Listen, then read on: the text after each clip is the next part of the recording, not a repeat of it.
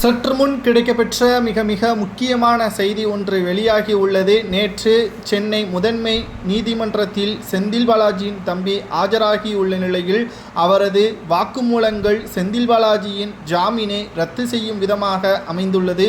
நேற்று அவசரமாக தனது ஜாமீனை ரத்து செய்யக்கூடாது என்று செந்தில் பாலாஜி தனது வழக்கறிஞர் மூலமாக தான் நிபந்தனையை மீறவில்லை என்று நீதிபதியிடம் கடிதங்கள் மூலமாகவும் மனுக்கள் மூலமாகவும் தெரிவித்திருக்கிறார். தான் அமைச்சராக சிறப்பாக வேலை செய்வதாகவும் நான் எந்த ஒரு நிபந்தனைகளையும் மீறவில்லை, வாரம் 2 முறை அமலாக்கத்துறை அலுவலகத்திற்கு சென்று தன்னுடைய கையெழுத்தை போட்டுவிட்டு வருவதாகவும் தன் மீது எந்த ஒரு கூடுதலான புகார்களும் இல்லை என்று செந்தில் பாலாஜி அவர்கள் அந்த மனுவில் கூறியிருக்கிறார். ஆனால் அமலாக்கத்துறை வழக்கறிஞர்கள் அதிரடியாக பல்வேறு தரப்பின் கேள்விகளை முன்வைத்து செந்தில் பாலாஜி இதுவரை செய்த ஊழல், தற்பொழுது செய்கின்ற ஊழல், தமிழக தலைமை டாஸ்மாகில் 1000 கோடி முதற்கட்ட ஊழலில் செந்தில் பாலாஜிக்கு முதலாவது இடம் இருப்பதாகவும் இன்னும் 14 நாட்களில் செந்தில் பாலாஜியை நாங்கள் கைது செய்வோம் என்றும் அமலாக்கத்துறை வழக்கறிஞர் நீதிமன்றத்தில் கூறியிருக்கிறார்கள். அதற்கான ஆவணங்களை எழுத்துப்பூர்வமாக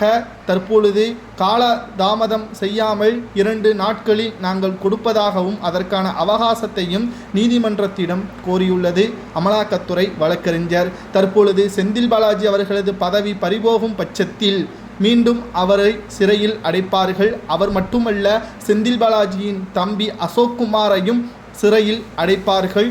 திராவிட முன்னேற்ற கழகத்தின் ஆட்சியில் அமைச்சர்கள் ஊழல் தொடர்ச்சியாக இருப்பதால் தமிழக மக்கள் இனியும் 2000, 4000, அதிகபட்சமாக 6000 கொடுத்து திமுகவிற்கு ஓட்டுக்களை செலுத்தினால் மீண்டும் இவர்கள் ஊழலை செய்து தமிழக பொருளாதாரத்தை உயர்த்தி தான் வைப்பார்களே தவிர தமிழக மக்களின் வாழ்வாதாரம் எந்த ஒரு வகையிலும் உயர்த்தப்படாது.